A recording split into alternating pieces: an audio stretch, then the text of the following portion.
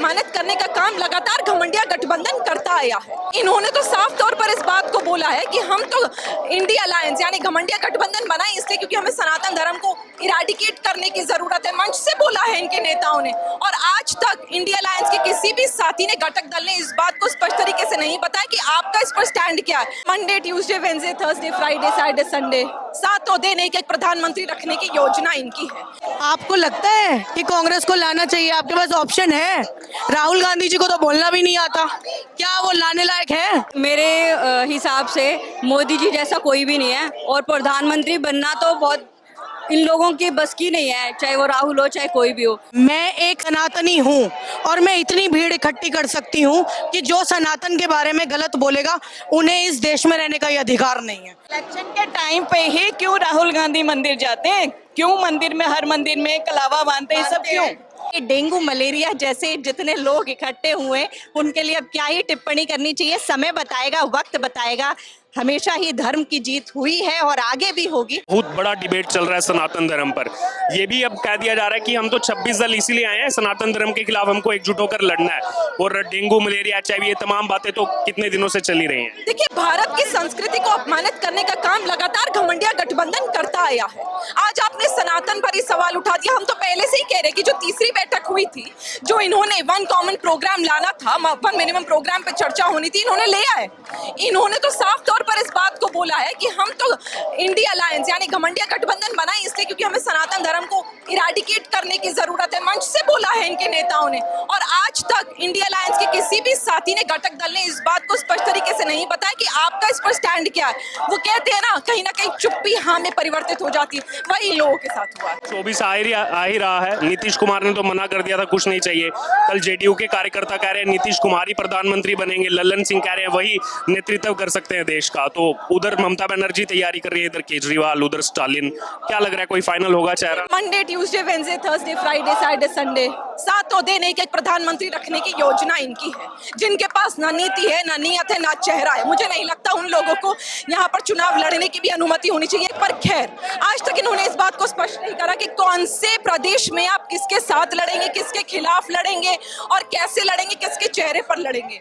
बात साफ है कि मोदी सरकार, भारत सरकार आज की तारीख में इतनी सशक्त है क्योंकि भारत की जनता के लिए काम हुआ है, विकास हुआ है, और यही कारण है ये घबराहट में, बौखलाहट में इन्होंने मोदी हराओ प्रतियोगिता चालू कर दी है, जिसका भी हम देख रहे हैं तमाशा किस प्रकार हो रहा है। क्या कहेंगे, भारत की कूटनीतिक जीत, मंजूरी मिल गई न्यू दिल्ली डिक्लेरेशन को, और BRI की बात कर रहे थे राहुल गांधी, अब India middle east Europe corridor वो भी बनेगा।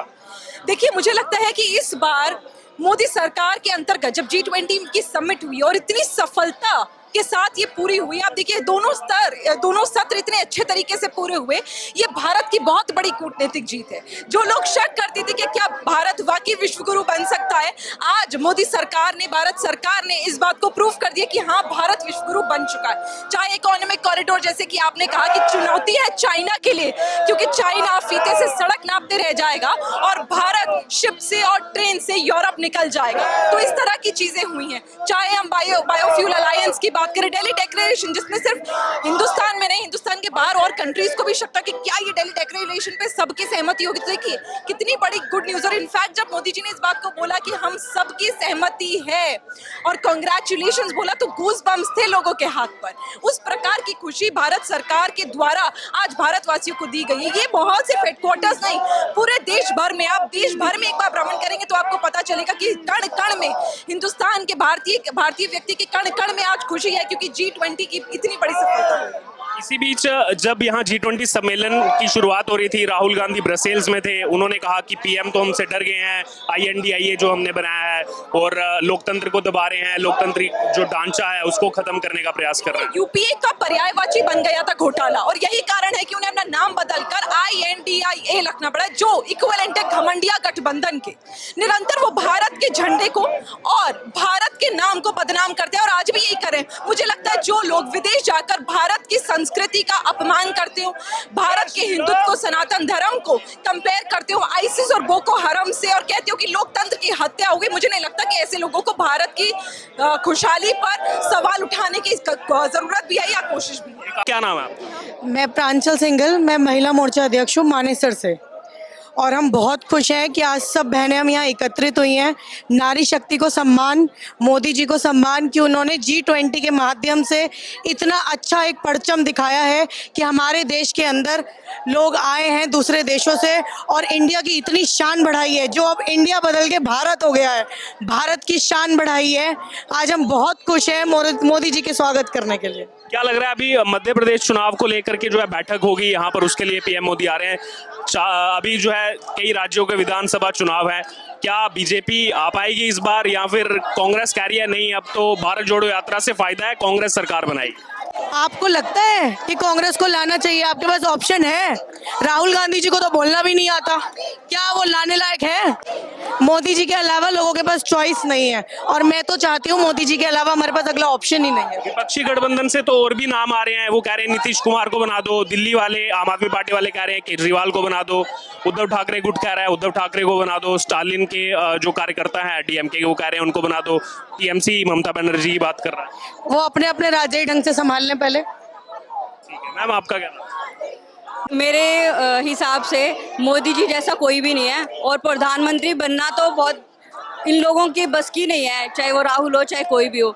और सबकी आवाज़ है मेरे ख्याल से, जो उनके पार्टी के जो कार्यकर्ता भी हैं, चाहे वो आम आदमी पार्टी के हों चाहे वो कोई भी हो, हम लोग क्षेत्र में रहते हैं, उन लोगों से हमने पूछा, जब हम बात करते तो वो यही कहते हैं कि हमारे लिए भी मोदी है, चाहे वो सीएम के रूप में उनको देखना चाह रहे होंगे बट वो प्रधानमंत्री के रूप में हमारे मोदी जी को ही देखना चाहते हैं। अभी डिबेट चल रहा है पिछले कुछ दिनों से सनातन धर्म को लेकर के, लगातार टिप्पणियां सामने आ रही हैं, कल भी सामने आई, परसों भी, आज भी रोजाना कुछ ना कुछ सनातन धर्म पर कहा जा रहा है और सब ये डीएमके और बाकी जो विपक्षी गठबंधन में दल शामिल है उनकी तरफ से अटैक किया जा रहा है और ये भी कहा जा रहा है हम 26 दल इसलिए आए हैं, हमको सनातन धर्म के खिलाफ एकजुट होकर लड़ाई लड़नी है। मैं एक सनातनी हूँ और मैं इतनी भीड़ इकट्ठी कर सकती हूँ कि जो सनातन के बारे में गलत बोलेगा उन्हें इस देश में रहने का ही अधिकार नहीं है। सनातन हमारी पुरानी संस्कृति से जुड़ा हुआ है, सनातन हमारा भी है, तो सनातन धर्म के ऊपर ऑब्जेक्ट करना तो बिल्कुल गलत है। क्या लगता है क्यों इस तरीके से बार बार अटैक किया जाता है ये सनातन? राजनीतिक मुद्दे हैं, यही लोग हिंदू मुस्लिम करते हैं।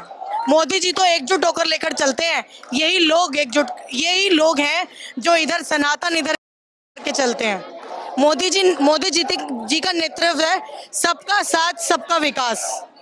लेकिन ये जो इंडिया अलायंस बनी है ये क्या कर रहे हैं? ये लोगों को सनातन के रूप में बांट रहे हैं, कोई अच्छी बात है? इन लोगों को वोट ना दें, बिल्कुल ना दें, मोदी जी के नेतृत्व में ही चले। सनातन, अभी ऋषि सुनक जी आए हैं, वो भी तो सनातन को मानते हैं। अक्षरधाम मंदिर गए जी बिल्कुल, भारतीय संस्कृति बाहर भी, संस्कृति ही हाँ, सनातन है। भारत में नहीं, वो बाहर भी मनाई जा रही, तो भारतीयों को क्यों दिक्कत है उससे? भारत की संस्कृति की पहचान विदेशों में भी है, वो पालन कर रहे हैं, वो जान रहे हैं उसका महत्व को, लेकिन कुछ भारतीय ही इसका विरोध कर रहे हैं, जबकि ये पुराना नहीं है। जिन्होंने ये बात बोली है कि राहुल गांधी सनातनी नहीं है, डीएमके के वो उनके बोल रहे हैं, क्या वो सनातनी नहीं है? तो फिर वो क्या एक्सपेक्ट कर रहे हैं राष्ट्र से? इलेक्शन के टाइम पे ही क्यों राहुल गांधी मंदिर जाते हैं? क्यों मंदिर में, हर मंदिर में कलावा बांधते हैं, सब क्यों? हम तो हमेशा से रहते हैं, सनातनी है, खाली चुनाव के अवसर पे नहीं। क्या कहेंगे G20 अगर बात की जाए, इंडोनेशिया में काफी दिक्कतें आई थी, इस बार सभी रूस हो चीन हो सभी जो है एक ही बार में जो है मंजूरी मिल गई, जो न्यू दिल्ली डिक्लेरेशन था, क्या कहेंगे? देखिए, ये ऐतिहासिक स्वर्णिम अक्षरों में लिखे जाने वाला G20 का जो सफल 3 दिवसीय जो कार्यक्रम रहे और 43 कंट्रीज आई और जिस प्रकार से सबके कंसेंसस को लेकर के चीज़ें आगे बढ़ी, बिना किसी हिचक के, बिना किसी भी रुकावट के।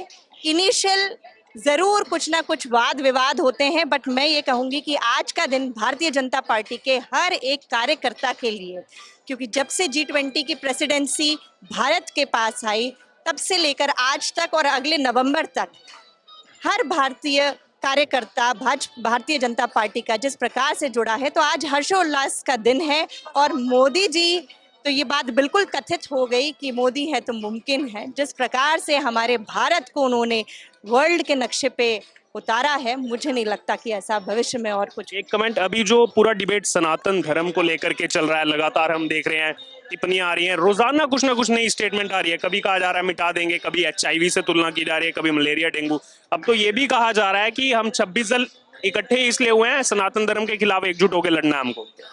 देखिए, हम एक हिंदू राष्ट्र में रहने वाले लोग हैं और गर्व है हमें इस बात का। ये डेंगू मलेरिया जैसे जितने लोग इकट्ठे हुए हैं, उनके लिए अब क्या ही टिप्पणी करनी चाहिए, समय बताएगा, वक्त बताएगा। हमेशा ही धर्म की जीत हुई है और आगे भी होगी, तो मुझे इस पे पूर्ण विश्वास है।